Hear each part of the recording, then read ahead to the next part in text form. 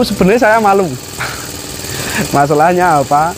Kok bisa ya usaha saya minggur proses pengolahan kompos. Saya menggunakan bahan baku kotoran kambing. Masalahnya apa saya memilih kambing itu karena yang pertama itu ternyata buat tanaman itu kan lebih bagus daripada sapi atau yang lainnya.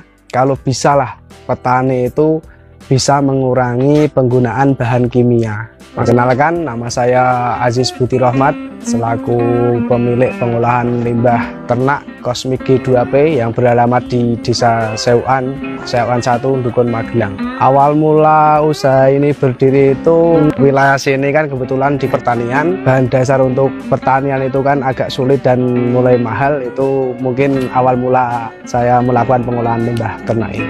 Persiapannya itu mungkin dari bahannya. Dulu itu pertama kali ingin menjual pupuk ini, saya kesulitan di pencarian bahan bakunya. Masalahnya kan bahan bakunya itu kadang-kadang di sini itu ada yang ternak kambing, tapi kan tidak di panggung. Biasanya kan di bawah, itu susahnya itu. Masalahnya kan tercampur dengan ranting-ranting pohon itu. Kalau untuk tempat, alhamdulillah tempat sudah ada. Dulunya hanya kecil lah, hanya segini. Terus kalau untuk masalah modal itu sedikit-sedikit kita nabung lah. Mungkin kita baru bisa 1 truk atau 1 mobil, lama-kelamaan bisa berkembang lagi. Dulu itu saya dididik sama orang tua saya, kalau ada turahan atau sisa lebih baik untuk ditabungkan. Nah, dengan itu alhamdulillah modalnya sudah tidak kesusahan lagi. Memilih usaha ini untuk jangka panjangnya itu lebih prospek. Masalahnya yang pertama itu untuk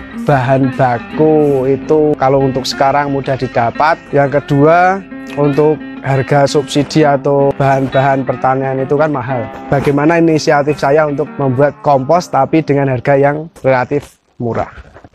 Kalau untuk tujuan untuk merubah itu ada. Tapi kalau untuk merubah total ke organik itu mungkin kan susah. Mungkin kalau saya itu hanya mengurangi bahan kimia. Yang pertama itu bisa menyuburkan tanah yang semulanya itu keras, sekarang alhamdulillah sudah gambur ya Mas. Itu terus unsur haranya juga ada.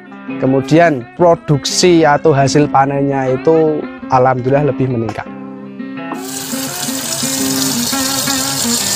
Dari dulu sebenarnya saya ada motivasi bagaimana caranya itu mengolah barang yang dikatakanlah barang tidak berguna lah. Ya mungkin berguna, tapi kan harga jualnya kan kalau untuk pertanian kan biasanya kan dari kandang langsung di sawah, belum diolah.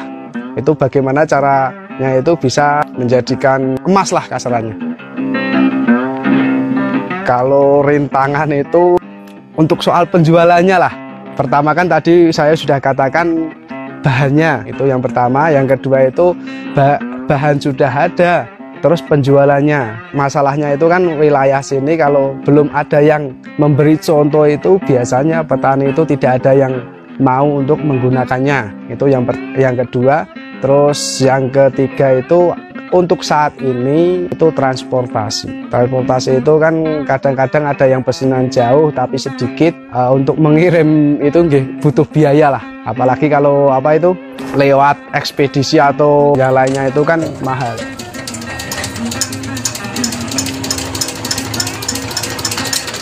Kalau kendala itu ada Mas. Contohnya aja kalau musim hujan. Biasanya kalau musim hujan itu bahan baku seperti intil ini kan basah. Jadi untuk proses penggilingan atau penghancuran itu terhambat di situ. Kalau penjualan produksi itu alhamdulillah itu pesanan dari Kudus sudah ada, terus Gunung Kidul dan lingkup Kabupaten Magelang inilah. Kabupaten Magelang sama Temanggung. Kalau bahan bakunya itu kan saya menggunakan bahan baku kotoran kambing.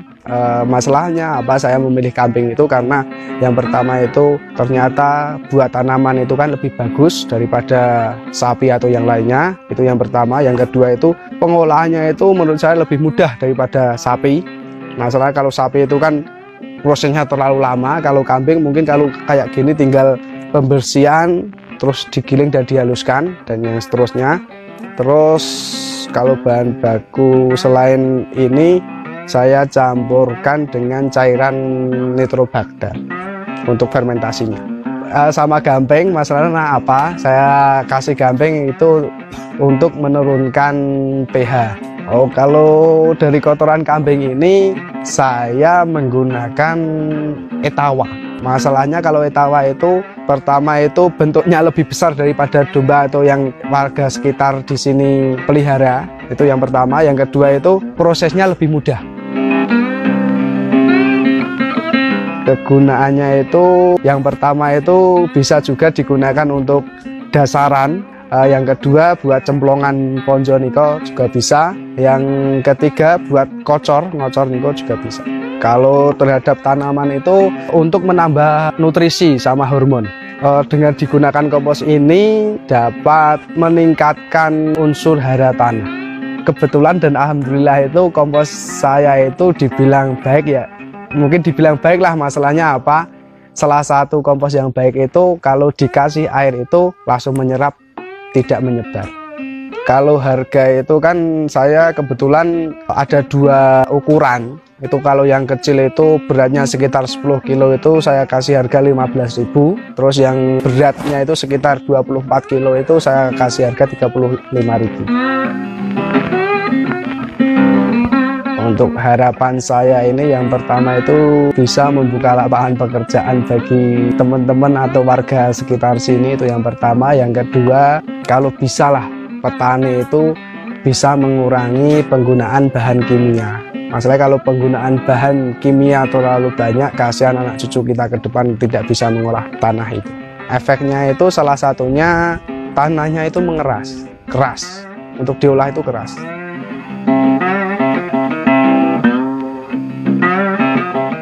Untuk menyikapi kerugiannya itu mungkin dari saya itu sebagai motivasi. Motivasi bagaimana caranya belajar dari sebelumnya. Pengalaman itu bagaimana kita kedepannya tidak rugi lagi. Makanya katanya orang itu kan guru terbaik adalah dari pengalaman kita sendiri.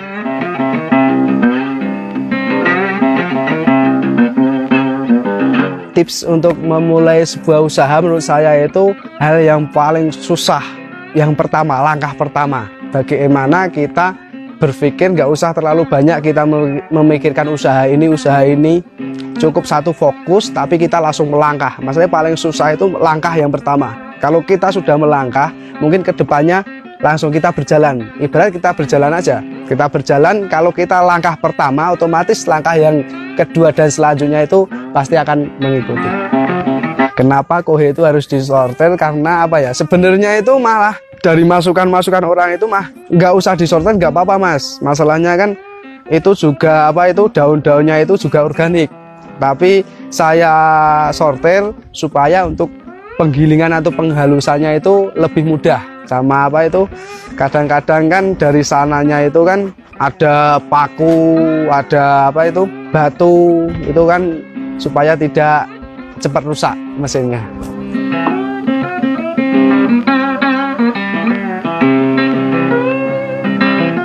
Kalau cairan itu dulunya saya pakai M4 yang biasa itu. Kebetulan saya dapat pelatihan di Suropadan itu, pertanian itu menggunakan nitrobakter. Ternyata hasilnya menurut saya itu lebih cepat dan lebih bagus. Salah satu kegunaan cairan itu yang pertama itu bisa untuk sebagai pengurai kotoran ini, terus juga buat tanaman juga sebenarnya juga bisa itu mas. Proses pembuatannya itu yang pertama itu pemilihan atau sortir intil, terus dipisah dengan ranting-ranting dan daun-daun, kemudian habis disortir itu langsung dikasih pakai gamping. Setelah digamping itu prosesnya kemudian digiling, penggilingan dihaluskan. Habis saya giling itu saya kasih cairan nitrobakter, saya gembori niko. Habis itu baru pengemasan.